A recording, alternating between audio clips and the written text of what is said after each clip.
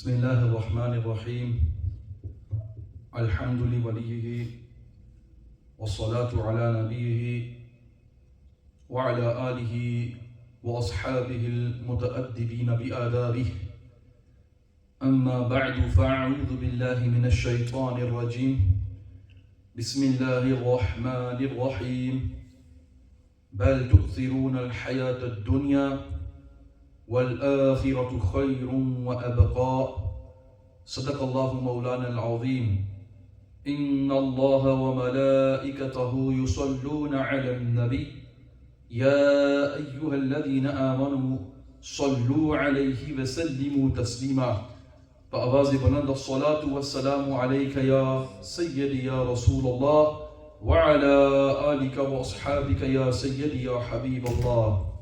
After praising Allah Almighty and sending peace and blessings upon our Master and Liege Lord Rasulullah sallallahu alayhi wasallam, upon his companions, his wives and his family, we ask Allah Jalla wa Ala to increase the ranks of all the awliya, all the shuhada and all the righteous ulama of Ahlul Sunnati wal Jama'ah.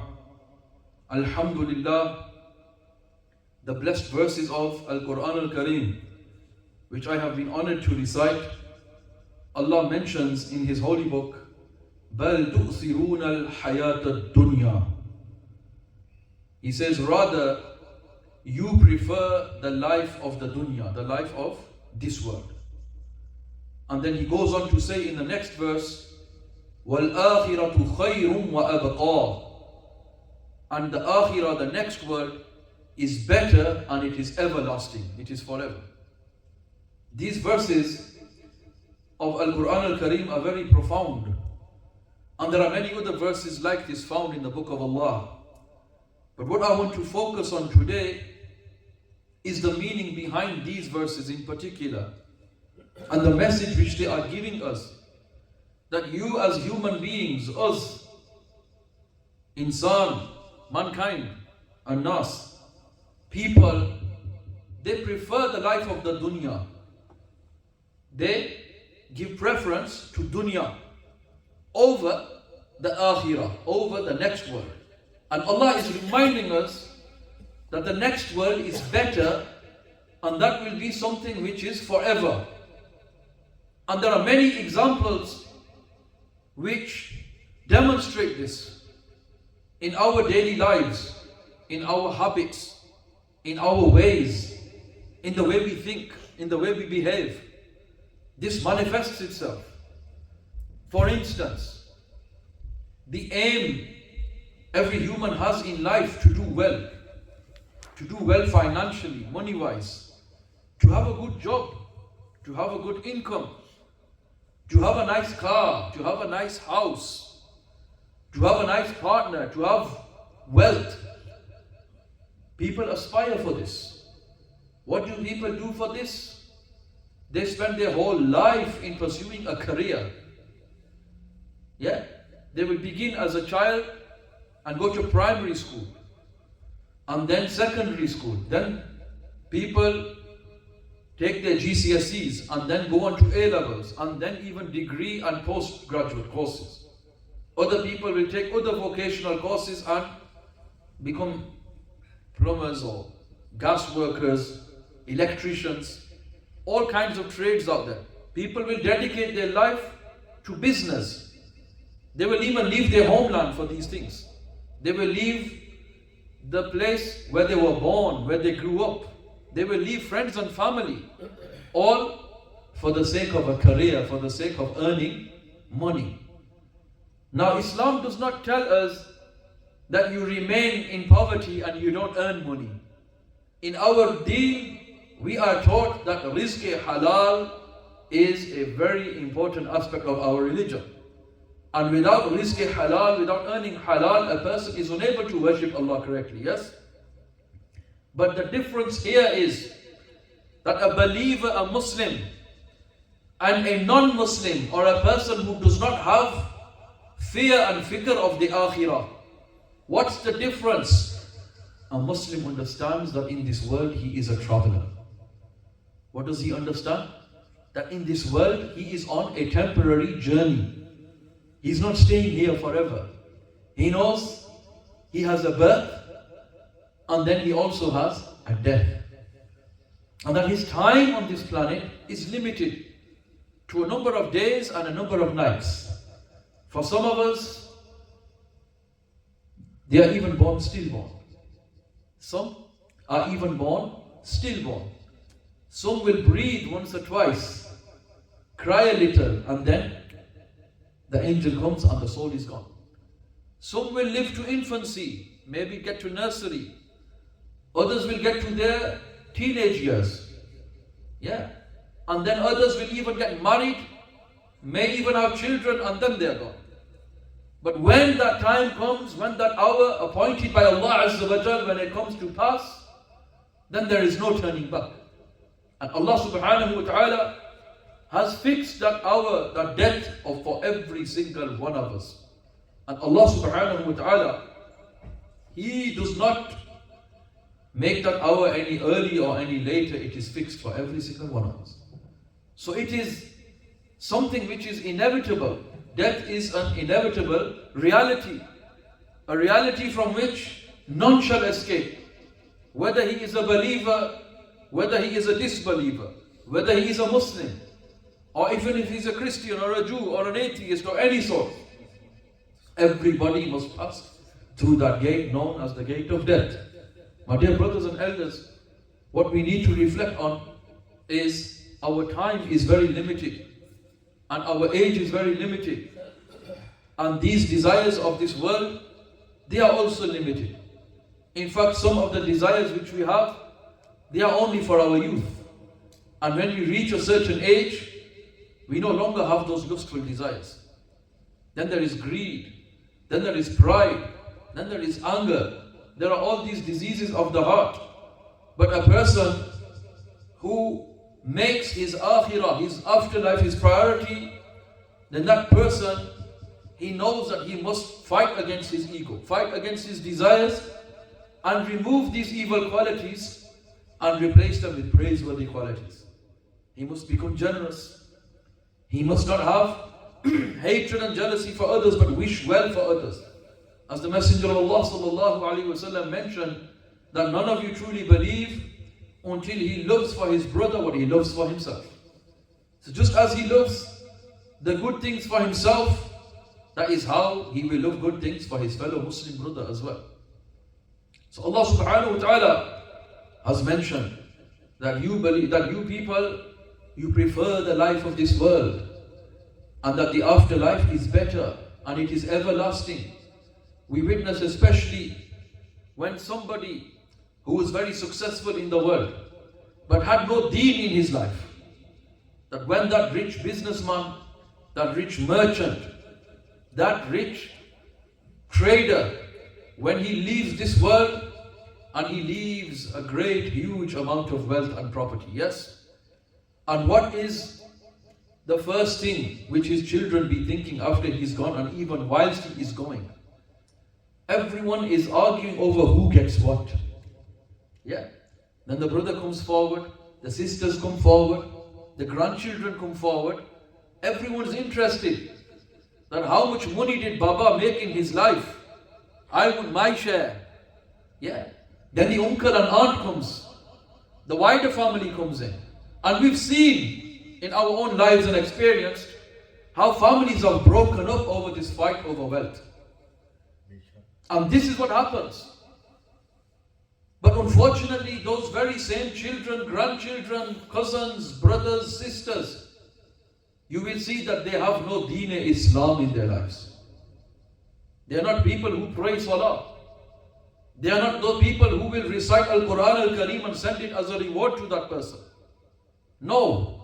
But what they will be more interested in is what we can get our hands on after that person has gone from this dunya. So my dear brothers and elders, we must reflect and think ourselves that what are we doing with our children and the young generation? If our goal is only the dunya, then know very well that everything you earn in dunya, it only stays in the dunya. Yeah. Your wealth stays here. Your car stays here. Your clothes stay here. Your food stays here. Your house stays here. Your gadgets, your phone, your iPhone, your iPads, your televisions, your computers, your PS4s, your gadgets. Nothing goes with you. Every single thing of yours will remain in this world. But what will go with you in the Akhirah is your namai a'mal, your record of deeds. And if your record of deeds is empty, then you and I will have a very, very tough time with nakirain, with munkar and nakir in the grave. And in the grave, the questioning will be very straightforward. Man rabbuka, who is your Lord?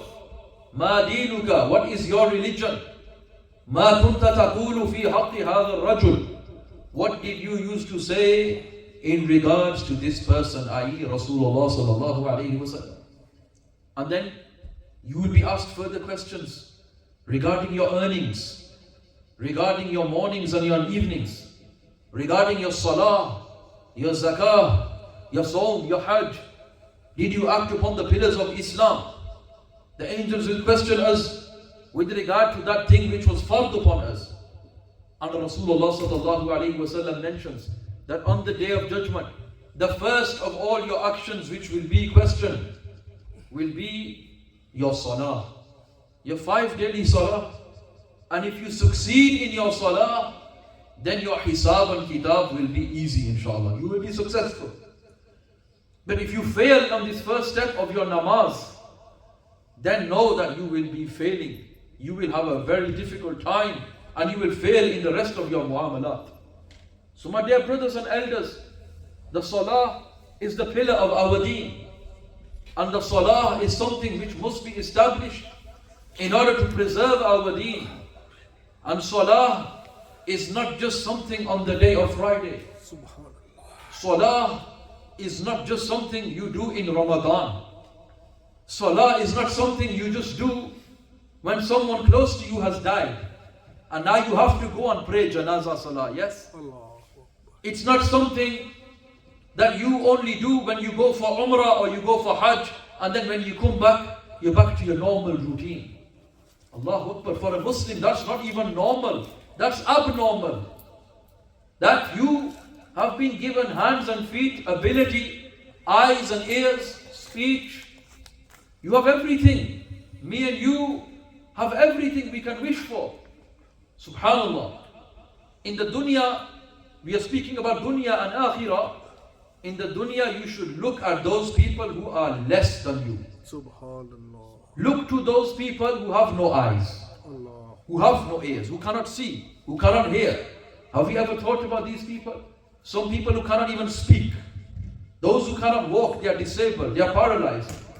Arms are not working, hands missing. Yes? And look at the state of those who do not get food in the morning and the evening. They don't get food in the morning, nor in the evening. They have no clothing, they have no house. And look at the brothers and sisters we have in Palestine, in Kashmir, in the rest of the Muslim world, and those who live in India and China. Allahu Akbar.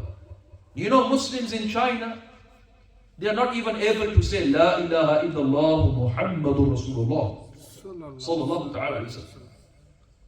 They are not even allowed to pray salah. They cannot give zakah. They cannot fast in Ramadan. They cannot perform hajj. In fact, they are in concentration camps. The Uyghur Muslims in China. There are huge concentration camps and millions of them are imprisoned in these places. And there is huge CCTV in that province known as Xinjiang, which is known as East Turkestan. Yeah? This region, Turkestan, Sharqiya, East Turkestan, which is past Kashmir and with the border of Kashmir and Afghanistan. It's that first part of China which connects to the Muslim world. You know, Muslims there, their children are taken away from them and forced to become atheists. Their women are snatched from them and forced to marry kuffar men. The people, the Muslims there are forced to drink pork and eat alcohol. And wallahi, the zulm which they are going through is unimaginable. Yet we have got freedom to worship Allah. We've got every single freedom. You can pray namaz as many times as you want. You can even go in the street and do zikr and even do julus of a milad. You can go to Hajj, Umrah as many times as you wish. You can fast in Ramadan. You can build masajid. But their masjids are getting destroyed. Their graveyards are getting wiped out. Their architecture, their history, their books, their whole culture is being destroyed. But look at my and your state. Allah Ta'ala has given us everything we can wish for. Alhamdulillah. Always look at those who are less well off than you, less better than you in health, less better than you in wealth, less well off, and in worse conditions. Look at the Muslims in Gaza, in Palestine. Their children are being murdered. Their partners being taken away. Their houses, their livelihoods. On a daily basis, as we are speaking now, their land is being stolen. Their rights are being trampled on. They have no rights. And this is something we must reflect on. And also we must reflect that all Muslims remember that your state is nothing but the result of your actions as well. The result of our actions. That we as Muslims complain. Why is this happening to us? Why are Muslims suffering? Why are Muslims being killed? Why are Muslims being robbed? Why are Muslim women being raped? Why are Muslim children being taken away from their parents? Why are our houses being burned down? Our countries being bombed? But know very well, my dear Muslim brothers and elders, this is a ibrah. It is a lesson for us as an ummah. Because when the ummah of Rasulullah sallallahu alaihi wasallam has forsaken obedience to Allah and His Messenger, then these trials and tribulations have come to us. Why have we got evil rulers, cruel rulers, rulers who do not care about the Muslim ummah, but are more busy pleasing the kuffar? They are busy pleasing America and the West and Israel. Our leadership is not concerned about our orphans, about our women, about our children, about our ummah. No. About our weak and poor and needy. No. They are more concerned about the kuffar, their masters, the Zionist masters that they have. The masters they have in the West. These people who are disobedient rulers, but know very well that Allah subhanahu wa ta'ala only gives people those rulers who they deserve. The leadership you get is the leadership you deserve. Those who reflect your actions, that's what will be placed above you. Someone came to Sayyidina Ali al-Murtada radiallahu anhu and said, Ya Ali, when it was the time of Hazrat Abu Bakr and Hazrat Umar radiallahu anhuma, everything was very good. It was very peaceful. We were very prosperous and very successful. There was no fitna, there was no trouble. And everything was going very good. How come now in your time, we're going through so much chaos and tribulation? You know what he replied? He said, in their time, they had people like me supporting them. Abu Bakr and Umar had soldiers like me behind them. But in my time, I've got people like you guys. Yeah. So your leadership is a reflection of you. And when your actions change, when your actions improve, when we become an ummah of Fajr Salah, when we become an ummah of Salah, of practice, of Quran, of learning knowledge and passing to others, and we become an ummah which is attached to the masajid, then Allah subhanahu wa ta'ala will change your states.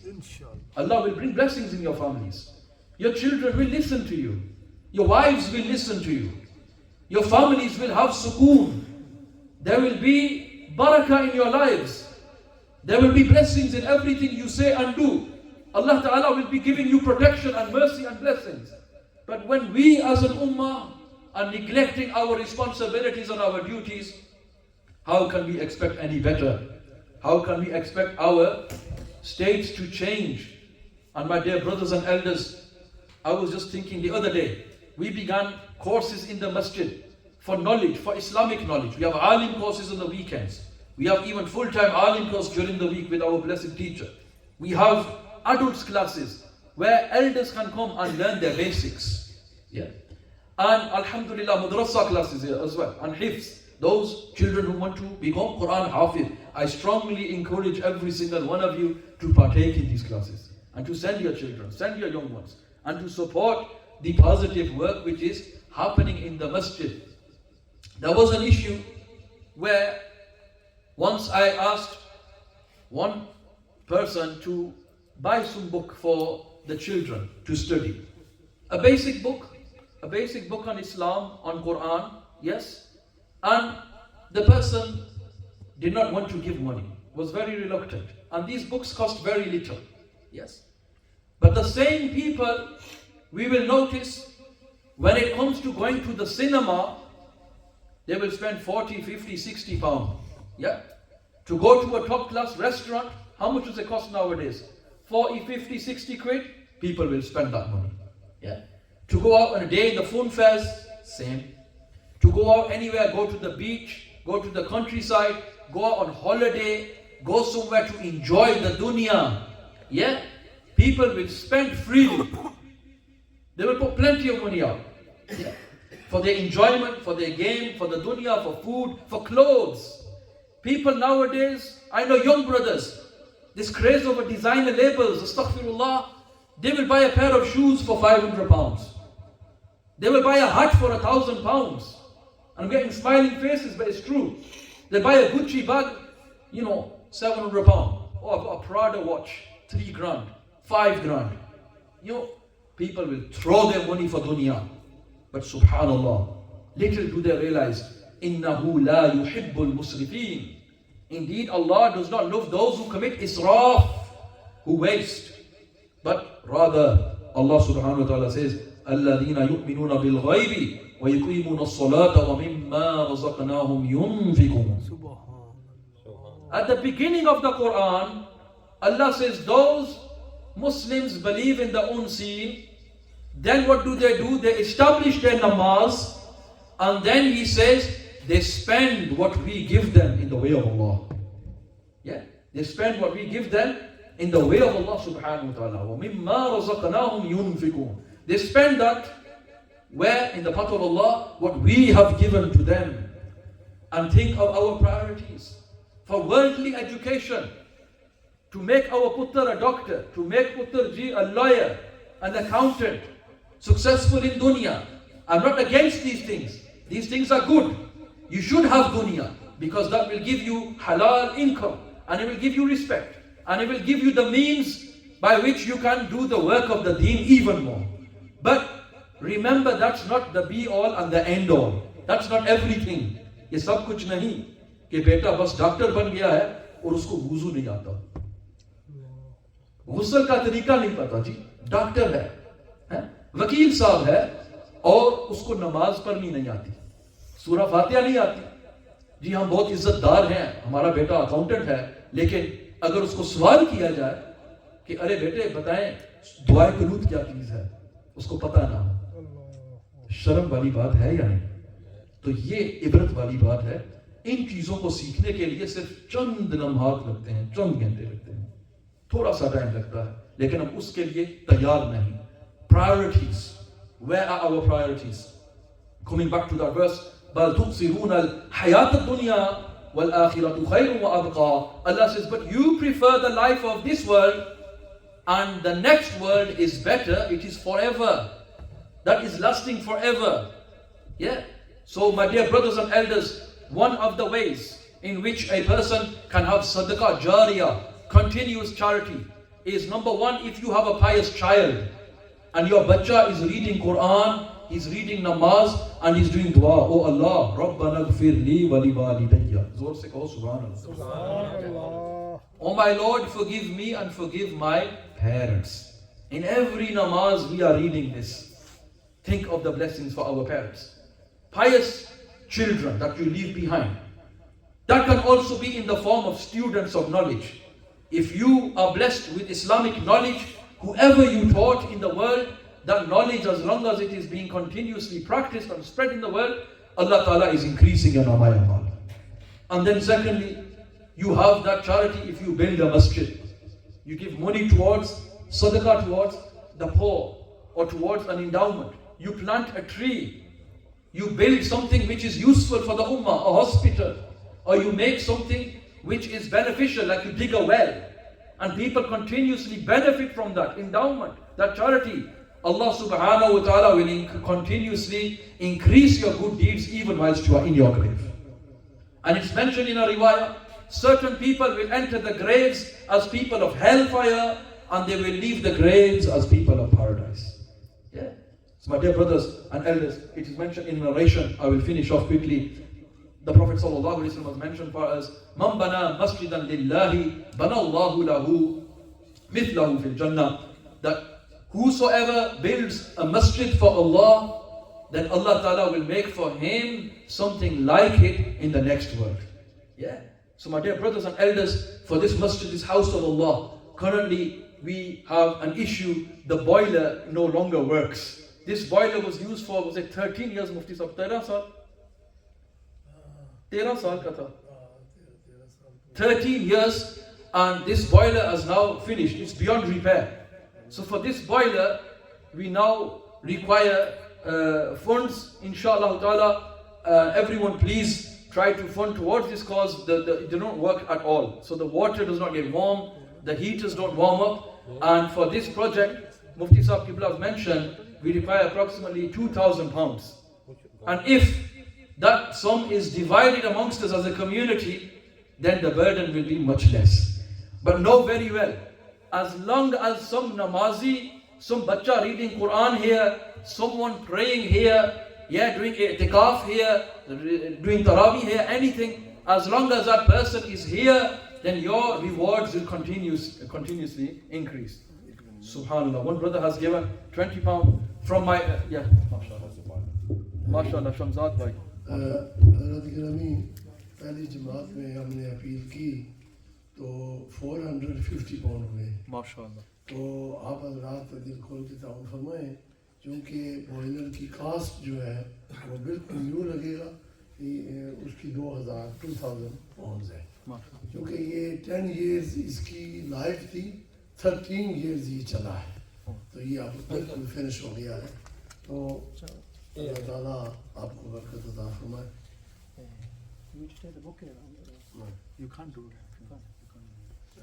तो जिन्होंने ताउन करना है वो अगले जुमे पर भी ताउन कर सकते हैं। माशाअल्लाह, ये सदका जारिया है, यहाँ जो आप खर्च करेंगे वो अगले बैंक में जमा हो रहा है माशाअल्लाह। तो ये आपने बता दें बाद